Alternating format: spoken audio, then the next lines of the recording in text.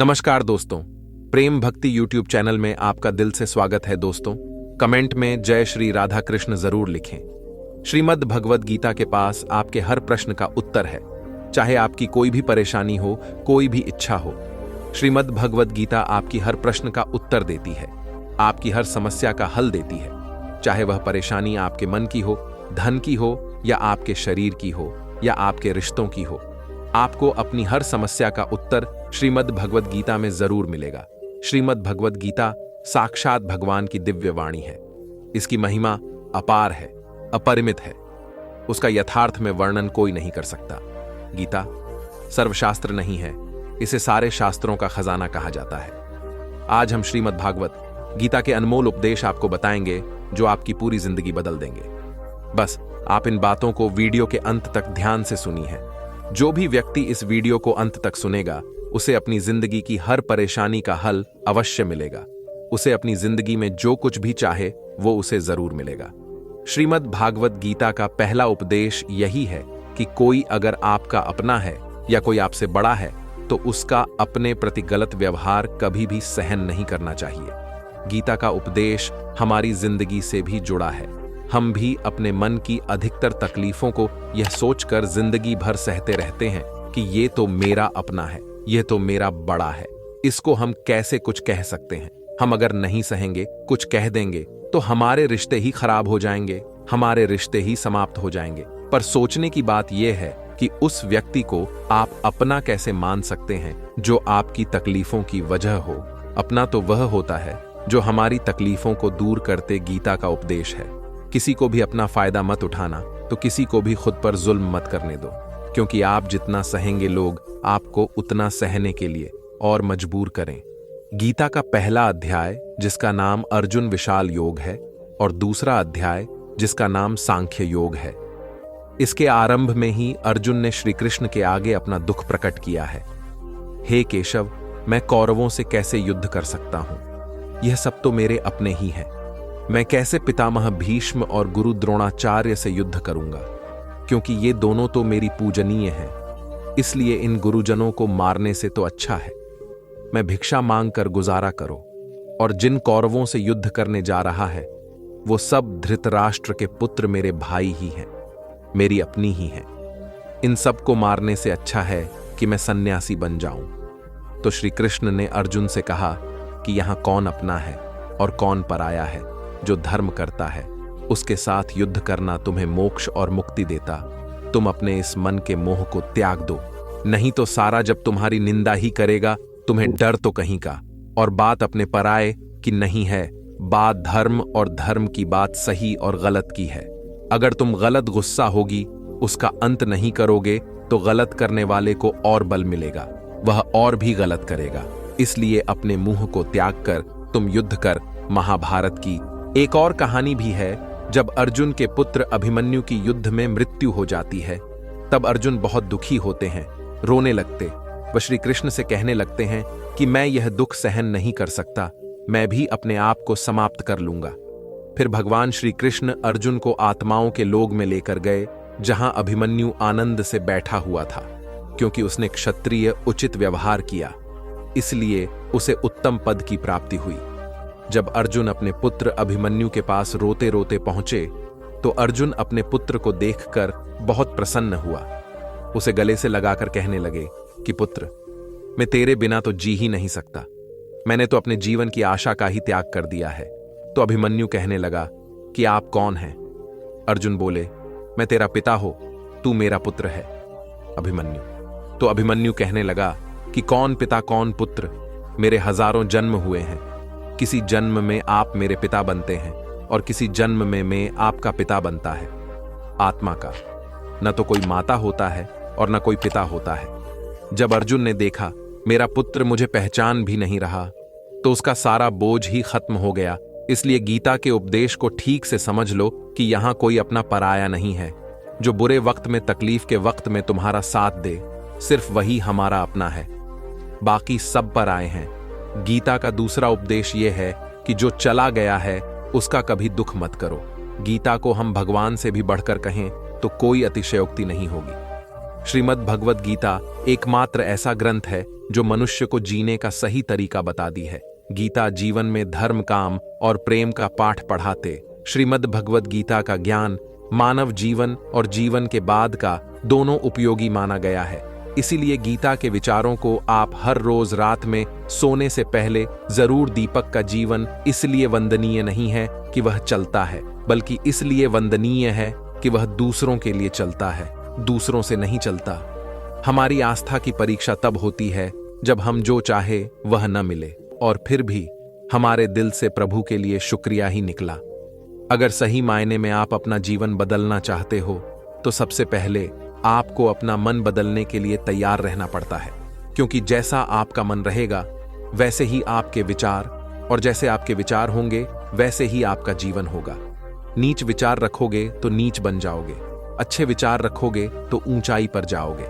विश्वास किसी पर इतना करो कि वह तुम्हारे साथ छल करते समय खुद को दोषी समझे, और प्रेम किसी से इतना करो कि उसके मन में सदैव तुम्हें खोने का डर बना रहे। भगवान श्री कृष्ण कहते हैं, व्यक्ति को सदैव बुराई से बचकर रहना चाहिए।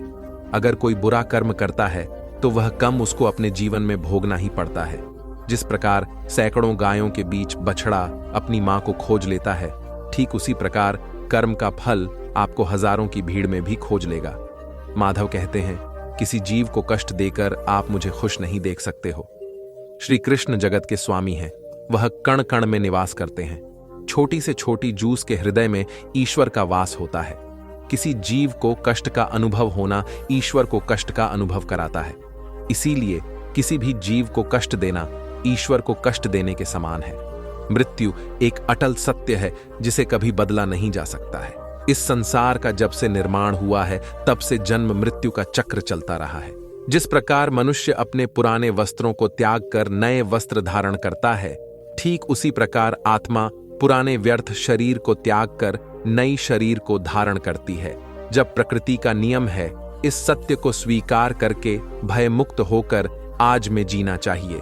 ज्ञानी व्यक्ति न तो मरने वाले का शोक करते हैं और न ही उनका शोध करते हैं जो अभी जिंदा है, क्योंकि वह जानते हैं जो मर गया वह फिर से जन्म लेगा और जो जिंदा है वह एक दिन जरूर मरेगा। केवल ज्ञान ही एक ऐसा अक्षय तत्व है जो कहीं भी, किसी भी अवस्था में और किसी भी काल में मनुष्य का साथ नहीं छोड़ता। धरती पर जिस प्रकार मौसम में बदलाव आता है, ठीक उसी प्रकार जीवन में भी सुख दुख आता जाता रहता है। युद्ध हो या जीवन में सफलता केवल 3 शस्त्रों से प्राप्त होती है: धर्म, धैर्य और साहस। कोई भी मनुष्य जन्म से नहीं बल्कि अपने कर्मों से महान बनता है। कुछ पाना है तो खुद पर भरोसा कीजिए, क्योंकि सहारे कितने भी सच्चे और अच्छे हैं, साथ छोड़ ही जाते हैं। मित्र गरीब है या अमीर मायने नहीं रखता, बल्कि वह आपके बुरे समय में आपका साथ कितना देता है या मायने रखता है। धर्म चाहे जो भी हो, अच्छे इंसान बनो, हिसाब तुम्हारे कर्म का होगा, धर्म का नहीं। खुशी के लिए काम करोगे तो खुशी नहीं मिलेगी, लेकिन खुश होकर काम करोगे तो जरूर मिलेगी। जब आप दूसरों के लिए अच्छा चाहते हैं तो वहीं अच्छी चीजें आपके जीवन में वापस आती हैं। यही प्रकृति का नियम है। आपका मूल्य इससे तय नहीं होता कि आप क्या हैं, ये इससे तय होता है कि आप खुद को क्या बनाने की क्षमता रखते हैं। हंसता हुआ मन और हंसता हुआ चेहरा, यही सच्ची संपत्ति है। मनुष्य हमेशा अपने भाग्य को कोसता है, यह जानते हुए भी कि भाग्य से भी ऊंचे हमारे कम है। कभी कभी लगता है कि अच्छे कार्य करते रहने से उसका फल अच्छा नहीं मिलता और भगवान सारे दुख हमारी ही झोली में डाल देता है, लेकिन ऐसा नहीं है। कभी भी जो पुण्य कार्य करें तो उसको ईश्वर पर समर्पित करते हैं और मन में किसी भी तरह का भाव न रखें। इस संसार में सब कुछ अंत वक्त है। पाप और पुण्य दोनों इस संसार से संबंधित है, इसलिए पाप और पुण्य भी बनता है। पुण्य सुख देकर और पाप दुख देकर अंत को प्राप्त होता है, लेकिन पाप और पुण्य में थोड़ा अंतर यह है कि पुण्य का फल यदि हम नहीं चाहते तो उस फल को अस्वीकार करने के लिए स्वतंत्र हैं। इसलिए जो भी हम सब कर्म करते हैं अंत में प्रभु को समर्पित कर देते हैं। लेकिन यह सवाल उठता है कि क्या भगवान स्वीकार करेंगे, चित्त स्वीकार करेंगे? क्योंकि भगवान ने स्वयं गीता में अर्जुन से कहा है, ही कुंती पुत्र, तुम जो भी करते हैं, जो भी खाते हो, पवित्र यज्ञाग्नि में जो आहुति डालते हो, जो भी दान देते हो, जो भी तपस्या करते हुए वह सब मुझे अर्पित करते हुए करो। इसलिए जो भी कम करें भगवान को समर्पित करने के भाव सरकारें। इस प्रकार हम जो भी पुण्य कर्म करेंगे ईश्वर को साथ रखकर समष्टि के कल्याण की भावना से करेंगे और उसे ईश्वर को समर्पित भी कर देंगे, ताकि उस पुण्य का भी अभिमान न हो। देखो, पाप लोहे की जंजीर है तो पुण्य सोने की बंधन दोनों में है। लोहे की जंजीर से छूटने का आदमी को मन भी करता है, लेकिन सोने की जंजीर से बंधा हुआ हो उसको वह बंधन प्यारा लगने लगता है, उसमें उसको धन नजर आता है, उससे छूटने का मन नहीं करता रहा। गीता में श्री कृष्ण ने कहा है कि पुण्य कर्म मुझे समर्पित करते हैं, मुझे अर्पण करते नहीं तो उसकी बंधन में बंद हो गए। लेकिन जहां तक पाप कर्म की बात है तो कहा गया है कि वह भोगना ही पड़ता है। रामचरितमानस में निषाद राज गुह को राम जी का प्रेम यानी भक्ति मिली। भगवान राम गंगा बार कराने पर जब केवट को उतर आई देने लगे तो उसने विनयपूर्वक उसे स्वीकार करने से इनकार कर दिया, तो क्या खाली हाथ लौट आया? उसे नहीं। तब भगवान ने कीमत को विमल भक्ति का वरदान देकर अनुग्रहित किया।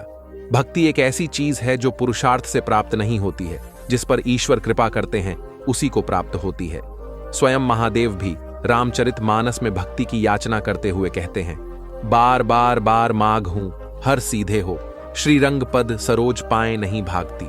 सभासद भक्ति ऐसी है कि परमात्मा जिस पर प्रसन्न होते हैं वह जिसको देना चाहते हैं उसी को मिलती है। गुजराती साहित्य के आदि कवि नरसिंह मेहता ने तो गाया है, भूतल भक्ति पदार्थ नोटों ब्रह्मलोक मानना ही रे। ऐसा अद्भुत मूल्यवान पदार्थ जिसको कहते हैं प्रेम पदार्थ, वह भक्ति है। मैं तो कहता हूं कि जैसे आप अपने देश की करेंसी किसी अन्य देश की करेंसी से कन्वर्ट करा लेते हैं, उसी प्रकार पुण्य कन्वर्ट करा लें।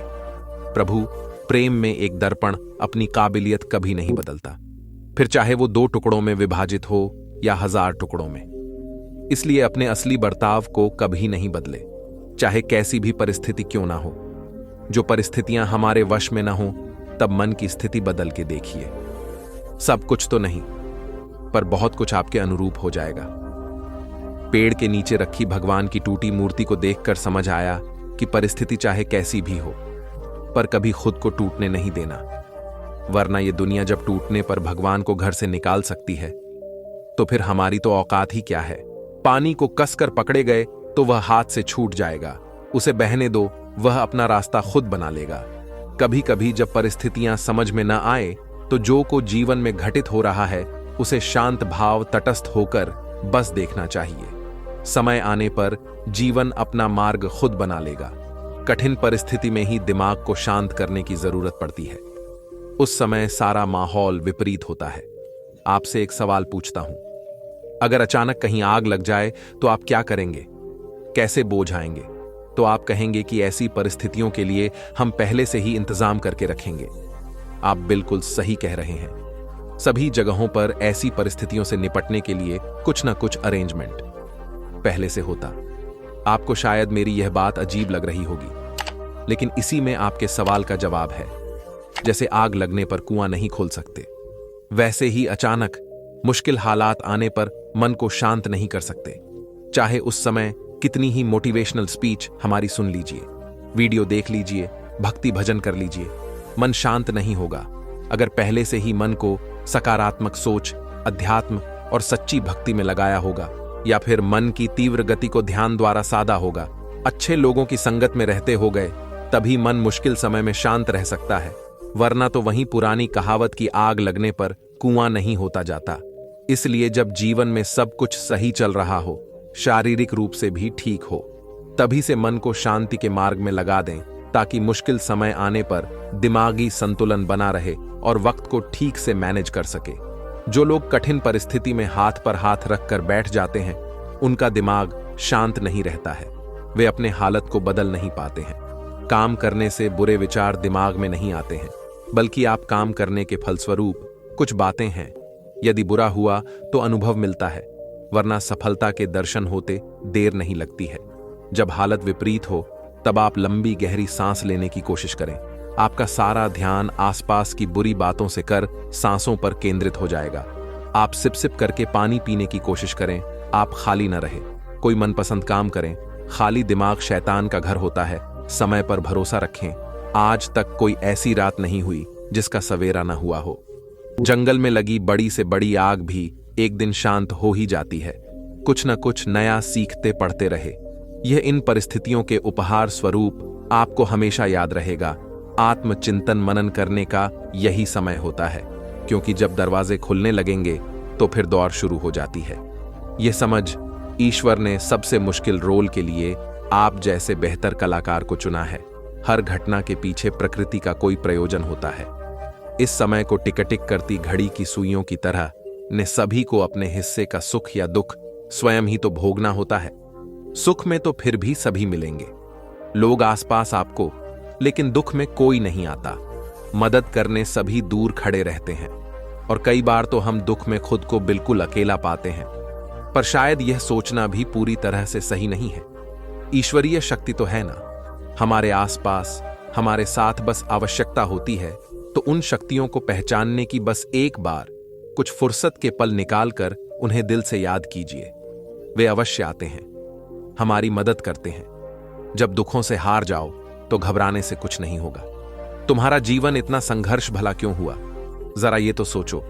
लोग तो यह भी कहते हैं अगले पिछले कम ऐसे होंगे, तभी तो इतना दुख मिला है। नहीं पगले, बिल्कुल नहीं, बल्कि तुम इस कार्य के लिए चुने गए हो। उस प्रभु के द्वारा तुम्हें इतनी क्षमता है कि तुम सहन कर सकते हो हर कष्ट, हर दर्द, विपरीत परिस्थितियों में भी, जो न टूटे खरा सोना बनकर निकले। ऐसे हो तो कई बार हम सोचते हैं बस बहुत हुआ, अब नहीं होगा कुछ। हमसे तो सोचो क्या किसी ने कहा है? तुमसे ये सब सहन करने के लिए नहीं। न जीते तो सभी हैं और एक दिन चले भी जाते हैं। इस दुनिया से तो क्या, ऐसा जीवन भी कोई जीवन है। जब तक कि कोई संघर्ष न हो, आपको अपने विचारों पर नियंत्रण रखने की जरूरत नहीं है। आपको बस उन्हें अपने ऊपर नियंत्रण करने देना बंद करना होगा। एक व्यक्ति शांत मन के जितना करीब आता है, वह मजबूती के उतना ही करीब होता है। मन पानी की तरह है, जब यह अशांत होता है तो देखना मुश्किल हो जाता है। जब शांत होता है तो सब कुछ स्पष्ट हो जाता है। अपनी आंखें बंद करें, कुछ देर के लिए अपना दिमाग बंद करें, क्योंकि वहां एक शांत भावना है जो आपकी उपस्थिति का इंतजार कर रही है। कभी कभी समुद्र के शांत होने की प्रतीक्षा करने का समय नहीं होता। यदि आपको अपने लक्ष्य तक पहुंचना है तो अपनी यात्रा शुरू करें, और तूफान को अपना रास्ता बनाते धैर्य प्रतीक्षा करने की क्षमता नहीं है। धैर्य का अर्थ है शांत रहना, चाहे कुछ भी हो जाए। इसे सकारात्मक विकास के अवसरों में बदलने के लिए लगातार कार्रवाई करना और यह विश्वास रखना कि जब आप प्रतीक्षा कर रहे हैं तो अंत में सब कुछ ठीक हो जाएगा। जब आप आंतरिक शांति का अनुभव करते हैं तो आप स्वीकार करते हैं कि आप कौन हैं, आपकी ताकत, खामियां, इच्छाएं, सपने, वो सब कुछ जो आपको विशिष्ट रूप से आप बनाता है। आप अपने आसपास की दुनिया और सामने आ रही स्थितियों को अधिक स्वीकार करने का अनुभव करते हैं, जिससे चिंता और तनाव का आप पर कम नकारात्मक प्रभाव पड़ता है। सामने खड़े व्यक्ति की उम्र और बुद्धि से किसी के मन की बात पता लगाना संभव नहीं है। मन की बात सिर्फ प्यार और सहानुभूति से ही जानी जा सकती है। यदि आप पॉजिटिव रहना चाहते हैं तो अपना अधिक समय उन्हीं के साथ बिताएं जो आपको खुश रखते हैं, या फिर उनके साथ जो आपको प्रभावित करेंगे। हारा हुआ खेल दोबारा तो खेला जा सकता है, लेकिन एक बार जो मन से हार गया वो कभी जीत नहीं सकता। सफलता की राह प्रत्यक्ष तौर पर कहीं नहीं होती, बल्कि वह आपके मन में होती है। अगर आपने अपने मन को जीत के लिए तैयार कर लिया तो कोई और आपको नहीं हरा सकता। आप जीवन में अकेले नहीं चलते। कभी कभी जब आप चीजों से निपटते हैं तो ऐसे लोग होते हैं जो आपके साथ होते हैं, और फिर ऐसे लोग भी होते हैं जो केवल यह देखते हैं कि आप चीजों से कैसे निपट रहे हैं। किसी भी स्थिति में आपको खुद पर नियंत्रण रखना चाहिए और किसी भी तरह के लोगों के साथ अच्छे संबंध बनाने चाहिए। इसलिए शांत और निर्मल आभा बनाए रखें और आपके लिए चीजों से निपटना आसान हो जाएगा। आपका मन शांत है तो विश्वास करें, आप इस दुनिया में कुछ भी जीत सकते हैं। ऐसा इसलिए है क्योंकि आप अपने गमों का उपयोग करने में सक्षम होंगे और चमत्कार के अलावा कुछ नहीं देंगे, और दुनिया आश्चर्यों के सामने झुकती है। कोई किसी के दुख का कारण नहीं होता, यह तो अपने ही कम होते हैं जिसकी वजह से दुख उठाने पड़ते हैं। आजकल सुखी नहीं होना चाहता, परंतु वह इसके लिए जो कम कर रहा है उसमें सुख है ही नहीं तो मिलेगा कहां से। कर्म प्रधान विश्व करी राखा, जो जस का तस फल शाखा। हम आज जो कुछ कर रहे हैं वह निष्फल नहीं होता, देर सबेर उसका फल अवश्य मिलता है। विज्ञान भी कहता है कि हर क्रिया की प्रतिक्रिया होती है। आग में यदि हाथ डाला जाए तो हाथ तुरंत जम जाता है, परंतु एक वृक्ष का बीज आज बोया गया तो उसमें फैलाने में कई वर्ष लग जाएंगे, पर फल मिलेगा अवश्य। शुभ कर्म का फल शुभ और अशुभ का अशुभ होना ही है। आज हम जो कुछ है वह पिछले कर्मों का अध्ययन है। इसी को प्रारब्ध कहते हैं। प्रारब्ध के बाद पुरुषार्थ बहुत महत्वपूर्ण है। हम जो कुछ बनना चाहते हैं या जिस क्षेत्र में आगे बढ़ना चाहते हैं उसमें अपने पुरुषार्थ की महत्वपूर्ण भूमिका होती है। साथ ही साथ ईश्वरीय कृपा, ईश्वर अनुकूल या प्रतिकूल परिस्थितियां देता है। उन परिस्थितियों से अपनी बुद्धि और सामर्थ्य के बल पर निपटना तो आपको ही होगा। दैवीय शक्तियां पुरुषार्थ वालों की ही मददगार होती है, निठल्ले आलसी और लोगों की नहीं। गीता में भगवान कृष्ण ने योग क्षेम वहां में हम की बात कही, वहीं कर्म की प्रधानता को दर्शाया। भगवान पर पूर्ण रूप से आश्रित होकर देखिए, श्रद्धा और विश्वास के साथ भगवान से निकटता बढ़ाने पर वे सब जिम्मेदारी स्वयं वहन करते हैं। जीवन यापन की सारी वस्तुएं भगवान द्वारा प्रदत्त है, पर आलसी और कामचोर उसे नहीं पा सकता। मनुष्य को ईश्वर ने असीमित शक्ति दी है, बुद्धि और पुरुषार्थ दिया है, जिसके बल पर क्या हासिल नहीं किया जा सकता भाई। और अतृप्त वासनाओं ही समस्त दुखों की जड़ है। जीवन भर मनुष्य जुड़ी का के प्रपंच में उलझा रहता है। मैं और मेरा, तू और तेरा का जाल बुनकर स्वयं उसी में उलझा हुआ अनेकों प्रकार के अनैतिक कामों में लगा रहता है। भविष्य के भाई को सोचकर अपना वर्तमान भी बिगाड़ लेता है और श्रेय मार्ग को छोड़कर प्रिय मार्ग का अनुगामी हो जाता है, जिसमें दुख के सिवा कुछ है ही नहीं। इस मार्ग पर चलने वाले लोग जीवन की सत्यता, मृत्यु को भी नकार नहीं लगते हैं और भविष्य के लिए नैतिक अनैतिक तरीका अपनाकर संग्रह में लगे रहते हैं।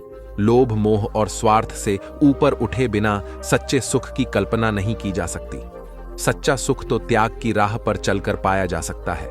हमारा सनातन धर्म भौतिक सुख के उपभोग को बुरा नहीं मानता, पर इसका आधार धर्म होना चाहिए। धर्म का आचरण करने से छल, कपट, ईर्ष्या जैसे अनैतिक कर्म में मनुष्य लिप्त नहीं होगा और मेहनत से कमाया है उसी को हरी इच्छा समझकर संतोष करेगा। संतोष से परम सुख की प्राप्ति होगी। क्रोध, लोभ, मोह सभी दुख देने वाले हैं, इनसे हमेशा बचना चाहिए, अन्यथा सुख शांति दूर भागेगी। त्याग और पर रहित से बढ़कर कोई सुख नहीं है। इसे यथासंभव अपने आचरण में लाना चाहिए। कभी किसी अंधे को सडढक पार कराकर, किसी प्यासे को पानी पिलाकर देखिए, लोगों से मधुर व्यवहार करके देखिए। इसमें आपका कोई पैसा खर्च नहीं होगा, पर अतुलनीय सुख की प्राप्ति होगी। विश्वास करना सीखिए।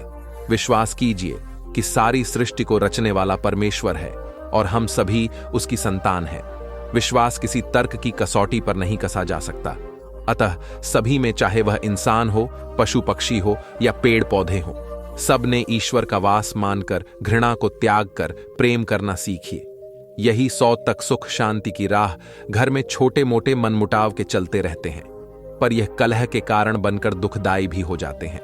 इसका मुख्य कारण है कि हम अधिकार की गांठ तो मजबूती से बांध लेते हैं, पर कर्तव्य की पूरी तरह उपेक्षा करते हैं। अपना कर्तव्य भली भांति निभाते हुए यदि दूसरों की बातों पर गौर पूर्वक विचार किया जाए तो निश्चित लगेगा कि मनमुटाव के अनेक कारण बेसिर पैर के बेतुके ही थे। हम पालने के बजाय यदि कारणों की तरफ सोचा जाए तो मनमुटाव का प्रश्न ही नहीं होगा। सेवा लेने की बजाय सेवा देने का भाव आपकी खुशी कई गुना बढ़ा देगा। प्रेम और मधुर व्यवहार से मनुष्य क्या पशु पक्षी भी अपने बन जाते हैं। जीवन का मार्ग टेढ़ा मेढ़ा, कांटों से भरा जीवन कोई फूलों की सेज नहीं है जो आसानी से पार हो जाए। हमें इसी उतार चढ़ाव के जीवन में स्वयं को कैसे आगे बढ़ाना है, यही विचारणीय है। परिस्थितियों तो आपको हंसाएगी भी और रुलाएगी भी, पर अपने संतुलन को नहीं खोना। हर स्थिति परिस्थिति का सामना करते हुए चलते चले जाओ। भगवान कृष्ण ने गीता में यही उपदेश दिए हैं कि विपरीत परिस्थितियों में भी संतुलन बनाकर जीवन के मार्ग पर कैसे बढ़ते जाना है। पहली बात तो यही कि अपने नियमों में दृढ़ लिए अनुशासन का पालन कीजिए और छोटी छोटी बातों में उलझकर समय व्यर्थ नहीं करना। यह समझिए कि जीवन बहुत मूल्यवान है, जो समय निकल गया वह लौट कर नहीं आ सकता। इसलिए व्यर्थ की बातों में अपना समय और शक्ति न बर्बाद करें। अपने जीवन का कोई एक लक्ष्य निर्धारित कीजिए, क्योंकि लक्ष्यहीन जीवन का कोई मूल्य नहीं। जब आपके सामने कोई लक्ष्य होता है तो व्यक्ति को दिशा भी मिलती है और कुछ करने का उत्साह भी। वैर भाव, ईर्ष्या, क्रोध या जब ऐसे दुर्गुण हैं जो आपकी प्रगति में बाधक है, इस सब से हमें दूर रहना है। यदि आप किसी के साथ वैर भाव या बदला लेने की भावना लेकर चलते हैं तो आप अपनी ऊर्जा का स्वयं ही ह्रास कर रहे होते हैं। दुर्गुणों को एक एक करके बाहर निकालना है और सद्गुणों को अपने अंदर बढ़ते जाना है, क्योंकि बुरी आदतें हमारे अंदर किराएदार बनकर आती हैं और फिर मालिक बनकर बैठ जाती है, जो दुख और अशांति का कारण बनती है। अपने स्वभाव को और आदतों को लगातार चेक करते रहिए कि कहीं मैं गलत दिशा में तो नहीं जा रहा। आत्मचिंतन ही एक ऐसा आईना है जो आपको आपकी बुराइयों से अवगत कराता है, क्योंकि किसी के कहने से आप नहीं मानेंगे। स्वयं का निरीक्षण करते रहिए और धीरे धीरे अपने व्यक्तित्व को निखारते रहिए। अध्यात्म से जुड़कर आप अपने को बहुत ऊंचा उठा सकते हो, क्योंकि जिस व्यक्ति के जीवन में धर्म नहीं, भक्ति नहीं, वह तो पशुवत जीवन जी रहा है। सबसे बड़ी अशांति का कारण तो हमारी सोच है। वही सोच जब गुरु से जुड़ती है और भगवान से जुड़ती है तो साधारण मनुष्य भी असाधारण हो जाता है। अपने जीवन को संतुलित करना, नियमों से बांधना, आध्यात्मिक होना, ध्यान, पूजा पाठ, हर चीज के लिए समय निर्धारित करके चलना, मन में नकारात्मक विचारों को न आने देना, सब शुभ को ही अपनी ओर आमंत्रित कीजिए। यही शांति का मूल मंत्र है। सनातन धर्म में कर्म कार्य कारण के सिद्धांत से जुड़ा हुआ है। कर्म का अर्थ है कोई कार्य या क्रिया जिसके आधार पर अन्य प्रतिक्रियाएं या परिणाम निकलते हैं। मनुष्य के अच्छे कर्म का अच्छा प्रभाव और उसके बुरे कर्म का बुरा प्रभाव देते हुए पूर्व जन्मों का एक चक्र बन जाता है, क्योंकि कुछ कम ऐसे होते हैं जिनका भुगतान उस जन्म में नहीं होता। इस तरह इस चक्र में अगले जन्म में उन कर्मों का फल भुगतना ही होता है। वहीं कार्य कारण सिद्धांत का संबंध न केवल भौतिक युग से होता है, बल्कि हमारे द्वारा किए जा रहे कार्यों, सोचे जा रहे विचारों, कहीं जा रहे शब्दों तक पर यह लागू होता है। कई बार हम कुछ ऐसे कार्य करते हैं जो हम करना नहीं चाहते हैं, पर वह पूर्व जन्म के कर्म के आधार पर निश्चित होते हैं, जिस कारणवश वह कार्य किसी न किसी माध्यम से पूर्ण हो ही जाता है। जैसे ही पूर्व जन्म का हमारा चक्र समाप्त हो जाता है, व्यक्ति को उसी समय मोक्ष की प्राप्ति हो जाती है। हमारे शास्त्रों में इस बात का उल्लेख मिलता है कि 84 लाख योनियों के बाद मनुष्य का जन्म प्राप्त होता है। साथ ही यह भी विशेष रूप से वर्णित किया गया है कि केवल मनुष्य योनि में ही जन्म और मृत्यु के चक्र से मुक्ति पाई जा सकती है। मनुष्य के कर्म का फल उसकी परिस्थिति और दैवीय शक्तियों द्वारा निर्धारित करता है। ऐसा कहा जाता है कि यदि अच्छे कर्म बुरे कर्म की तुलना में अधिक है तो बुरे कर्मों का फल इसी जन्म में और अच्छे कर्मों का फल अगले जन्म में मिलना निर्धारित होगा। इसी तरह यदि मनुष्य द्वारा किए गए गम में बुरे कर्म अच्छे कर्मों की तुलना में अधिक है तो इस जन्म में अच्छे कर्म भोगने होंगे, जबकि बुरे कर्मों को भोगने के लिए अगला जन्म निर्धारित होगा। मनुष्य को कौन कौन से कम करने चाहिए? मनुष्य को अपने घर परिवार की आवश्यकताओं का ध्यान रखना चाहिए। अधिक पैसा होने के बावजूद जरूरत पड़ने पर उसे संभाले रखना भी बुरा कर्म बताया गया है। उस धन का इस्तेमाल मुसीबत के समय अवश्य करें। धन बचाने के लालच में न पड़े, अपनी आय से अधिक खर्च न करें और अपने सामर्थ्य के अनुसार ही दान पुण्य करें। हमेशा अच्छे लोगों की में संगत में रहे और दोस्त छली कपट्टी की संगति से खुद को बचाकर रखें। बुरी संगति हमें अक्सर बुरे परिणाम ही देती है। कभी भी खुद के स्वार्थ के लिए दूसरों का अहित करने का ना सोचें। शास्त्रों में इस बात का उल्लेख किया गया है कि जो जैसा बोता है उसे वैसा ही आगे चलकर काटना भी पड़ता है। कभी किसी व्यक्ति से कुछ छल से छीनने का प्रयास न करें। इसे किए गए सभी पुण्य नष्ट हो जाते हैं और आप पाप के भागीदार बन जाते हैं। गरुड़ पुराण में इस बात का उल्लेख मिलता है कि किसी भी मनुष्य द्वारा किए गए बुरे कर्मों का परिणाम उसके जन्म से लेकर मृत्यु और उसके बाद तक दुखों का कारण बनता है। वह अपनी हर अवस्था में दुख भोगता है। अच्छे कर्म के बनने से पहले हमें इस पर ध्यान देने की जरूरत है कि आखिर अच्छे कर्मों के बनने का सबसे पहला पड़ाव क्या है। मनुष्य के द्वारा किए जाने वाले सभी कारण उसके विचारों से निर्मित होते हैं। हमारी सकारात्मक या नकारात्मक सोच विचारों को जन्म देती है और वहीं विचार कम बनते हैं। इस तरह सोच सकारात्मक होने पर ही अच्छे कर्मों का निर्धारण हो सकता है। अच्छे कर्म को करने के लिए हमारे आसपास का वातावरण बहुत अधिक जिम्मेदार होता है। कहा भी जाता है कि जैसा वातावरण वैसे हम इसीलिए कोशिश करें कि अपने घर का वातावरण और शरीर का आभा मंडल सकारात्मक बनाए रखें। मृत्यु के पश्चात हमारे भीतर संग्रहित हुए कुछ कर्म अगले जन्म में चले आते हैं। उसे प्रारब्ध कहते हैं। सनातन धर्म में 3 प्रकार के प्रारब्ध का उल्लेख किया गया है। मंद प्रारब्ध, जिसे वैदिक पुरुषार्थ के द्वारा बदला जा सकता है। तीव्र प्रारब्ध हमारे पुरुषार्थ और संतों के पुरुषार्थ से बदल सकता है। तरतीब तीव्र प्रारब्ध अपरिवर्तनीय है, क्योंकि इसमें जो होना है वह होकर ही रहेगा। संसार में सबसे बड़ा पाप किया है। संसार में सबसे बड़ा पाप स्त्री का अपमान करना बताया गया है। स्त्री को सृजनकर्ता का दर्जा दिया गया है, और यदि स्त्री का अपमान किया जाएगा तो वह व्यक्ति सबसे बड़े पाप का भोगी माना जाता है। श्रीमद् भागवत गीता में द्रौपदी का अपमान ही महाभारत जैसे युद्ध का कारण बना था। पुण्य किसी के द्वारा निस्वार्थ भाव से की गई सहायता, सकारात्मक विचार, द्वेष भावना, लोभ लालच और अहंकार को अपने ऊपर हावी न होने देना है, जबकि पाप में इन सभी के द्वारा किए गए कर्मों का परिणाम शामिल है। कर्म धर्म कबूल अंश है। कर्म के अभाव में धर्म संभव नहीं है। धर्म के नियम के अनुसार सकाम व पुण्य कर्म करने चाहिए, जिससे सुख और खुशी की प्राप्ति होती है। मनुष्य का सबसे बड़ा कम क्या है? दान ही सबसे बड़ा कदम है। सबसे अच्छा कर्म कौन सा है? अकर्ता भाव से किया गया कोई भी अच्छा कर्म ही सबसे उत्तम कर्म है। कर्ता भाव से किया गया कोई भी अच्छा कर्म अच्छा तो है, पर उत्तम नहीं है। गीता में कर्म क्या है? गीता के अनुसार जो कर्म निष्काम भाव से ईश्वर के लिए जाते हैं, वे बंधन नहीं उत्पन्न करते हैं। वे मोक्ष रूप परम पद की प्राप्ति में सहायक होते हैं। इस प्रकार कर्म फल तथा आसक्ति से रहित होकर ईश्वर के लिए कम करना वास्तविक रूप से कर्मयोग योग है, और इसका अनुसरण करने से मनुष्य को अभ्युदय तथा निश्रेयस की प्राप्ति होती है। जो भी व्यक्ति अपने गुजरे हुए कल या आने वाले कल में जीता है, उसके विषय में ही सोचता रहता है, वह जिंदगी में कभी खुश नहीं रह सकता। देखा जाए तो बीते हुए कल और आने वाला कल का कोई अस्तित्व ही नहीं है। वह केवल आपकी सोच में विद्यमान है। अपने मन को सदा ऐसे शिक्षित करो कि आप अपने आज के आनंद में जी को अपने प्रत्येक बल्कि मौजले को जो आपके साथ गलत कराते हैं उसका विरोध जरूर करें। अगर आप सामने वाले का गलत व्यवहार सहते रहेंगे तो वह आपके साथ गलत करता ही रहेगा।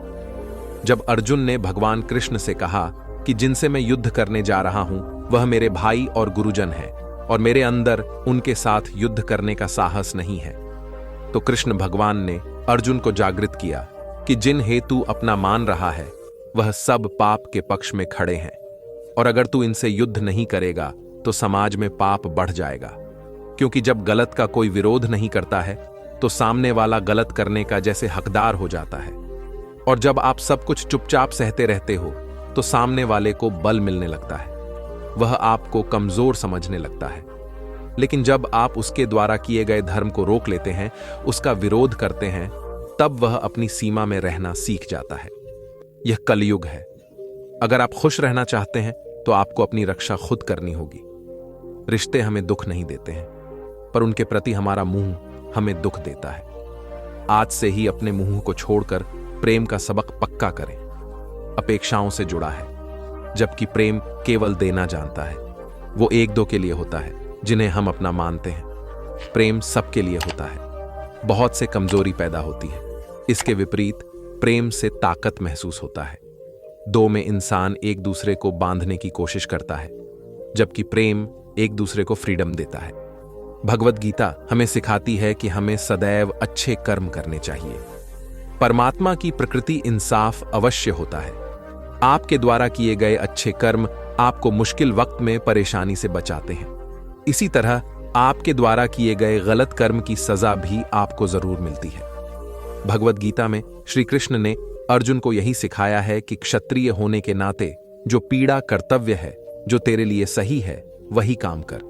दुनिया के लोग ज्ञान और अज्ञान दोनों से चलते हैं, इसलिए तू दुनिया का अनुसरण न करे बल्कि सत्ता का अनुकरण कर। तेरा धर्म पीड़ा कम यही है कि तू धर्म का नाश कर और धर्म की रक्षा कर। ऐसे ही हर इंसान का अलग अलग कर्तव्य होता है। हम कभी भी कुछ भी इसलिए न करें कि सब लोग यही करते हैं। अगर आप भी वही करोगे जो सारी भी कर रही है तो आप उस भीड़ में कहीं खो जाओगे। लेकिन अगर आप प्रचार करके वह काम करोगे जो आपके लिए सही है, जिसकी आपने प्रतिभा है, तो सारी भीड़ में भी आप अलग नजर आओगे। इस बात का हम सदा विश्वास रखें कि जो चीज हमारी है वह कहीं ना कहीं से हमारे पास अवश्य पहुंच जाएगी, और जिंदगी में जो कुछ भी आपको हासिल नहीं हुआ है उसका पछतावा करना और उसके लिए रोना छोड़ देंगे। प्रयास करना मनुष्य के हाथ में है, पर उसका फल उसके हाथ में नहीं है। हम जीवन में किसी की मदद करें या न करें, पर किसी का भी दिल हमारी वजह से न दुखे। यह बात हमेशा हमें याद रहे हैं। अगर हम किसी का भी दिल तो खाएंगे तो हमें भी उसका कद अवश्य मिलेगा। जब हमारी वजह से किसी का दुखता है तो हमें पता नहीं चलता, लेकिन जब हमारा दिल दुखता है तो हमें समझ में आता है। भगवद गीता हमें सिखाती है कि जो कुछ भी होता है अच्छे के लिए पड़ता है। जो हो रहा है उसमें भी कोई भलाई अवश्य है, और जो होगा उसमें दृढ़ विश्वास रखें ही अच्छा ही होगा। कभी कभी हमारे जीवन में कुछ ऐसी परिस्थितियां आ जाती हैं कि हमारे अंदर यह ख्याल आता है कि मेरे साथ ही ऐसा क्यों हुआ, जब मेरे साथ बहुत गलत हुआ। लेकिन जब वक्त गुजर जाता है तब हमें एहसास होता है, अगर हमारे साथ यह सब नहीं हुआ होता तो आज हम इस मुकाम पर नहीं होते। मनुष्य को किसी भी चीज की अति नहीं करनी चाहिए। न किसी से अति का राग, न किसी से अति का हद से ज्यादा आराम आपको आलसी बना सकता है, और हद से ज्यादा खाना आपको बीमार कर सकता है। बहुत ज्यादा भूखा रहना खराब है। पूरी नींद, पूरा विश्राम, पूरा भोजन हर व्यक्ति के लिए जरूरी है। जीवन को सदा संतुलन के साथ जीना चाहिए, चाहे आपके पास कितनी भी शक्ति क्यों ना हो। लेकिन सत्य और ईश्वर जिसके साथ खड़े हो जाएं, उसे दुनिया की कोई भी ताकत नहीं हरा सकती। अर्जुन धर्म युद्ध लड़ रहे थे, भगवान कृष्ण उनके साथ थे और उनकी जीत निश्चित थी। महाभारत के युद्ध में यह उदाहरण स्पष्ट नजर आता है। मनुष्य को सदा धर्म के मार्ग का अनुसरण करना चाहिए। अर्जुन युद्ध नहीं करना चाहता था क्योंकि सामने उसके पितामह और गुरुजन थे, लेकिन श्री कृष्ण ने उसे ज्ञान दिया कि यहां पर बात धीरे अधिकारों की है। भरी सभा में द्रौपदी के साथ किया गया अपमान पांडवों के साथ हुआ। आधार सहने योग्य बात नहीं है। जैसे हमें गलत करना नहीं चाहिए, ऐसे ही गलत सहना भी बड़ा पाप है, फिर चाहे वह अपना ही क्यों ना हो। जो भी व्यक्ति श्रीमद् भगवद गीता से मिलने वाली इन शाखाओं का मनन करेगा, इनके महत्व को समझेगा, वो जिंदगी की हर परिस्थिति को स्थिरता के साथ पार कर पाएगा। जीवन में आने वाले मुश्किल समय में भी उसे रास्ता अवश्य मिलेगा। जब समय विपरीत हो तब शांत रहना ही सही होता है। अशांति तभी आती है जब सब कुछ आपकी इच्छानुसार नहीं होता है अथवा कुछ भी आपके हिसाब से नहीं होता है। शांत रहने के लिए आपको बहुत को छोड़ना होगा।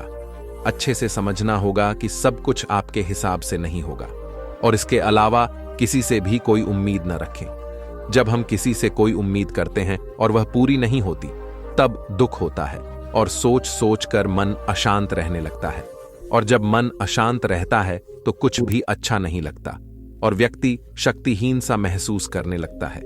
इसके अलावा इस बात से बहुत दूर रहें कि कोई क्या कर रहा है, क्यों कर रहा है, कैसे कर रहा है। कोई भी व्यक्ति जितना बता दें उतना ही सुन लें। उसके आगे कुरेदने की आवश्यकता नहीं है। अपने धर्म के अनुसार अपने प्रभु से मन लगाएं, प्रभु में विश्वास रखें। जो कुछ सुलभ है उसी कुछ रहना सीखें। अपनी सेहत का ध्यान रखें। आप जितना प्रकृति के नजदीक होंगे उतना ही आप खुद में शांति की अनुभूति करेंगे। आप किसी नदी, किसी पर्वत पर भी जा सकते हैं। आप ध्यान द्वारा भी शांति प्राप्त कर सकते हैं। मन का बेचैन होना उसका स्वभाव है। हमारे मन को लगता है कि अगर वह अलग अलग बातों के बारे में सोचता रहेगा तो हमें आने वाली हर मुश्किल और मुसीबत से बचा लेगा, पर ऐसा होता नहीं है।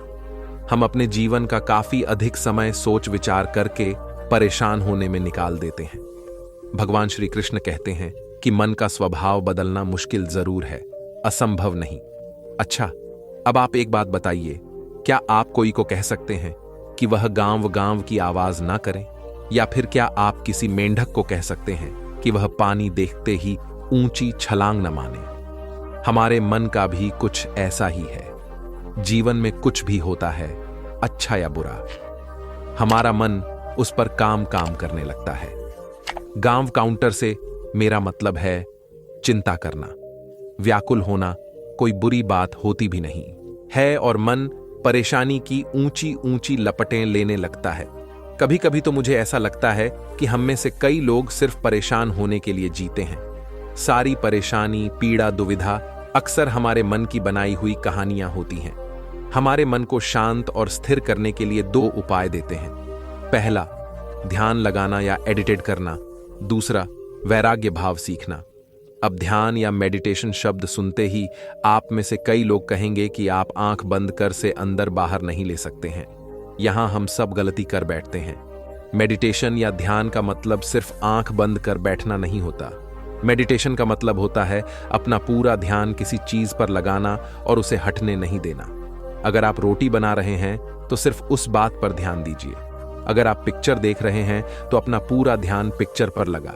यह मत सोचिए कि पिक्चर देखकर आप अपना कितना वक्त बर्बाद कर रहे हैं। जब आप जीवन के हर छोटे बड़े काम को पूरे ध्यान से करते हैं तो आपका जीवन ही एक मेडिटेशन बन जाता है। ऐसे जीवन में शांति, स्थिरता, साहस और सफलता का होना अनिवार्य है। वैराग्य भाव। दूसरा उपाय, वैराग्य का अर्थ यह नहीं कि आप कुछ छोड़कर जंगल में जाकर बैठ जाएं। वैराग्य का सच्चा अर्थ है कि आप जो काम कर रहे हैं उसका क्या नतीजा या रिजल्ट निकलेगा, उसकी चिंता न करें।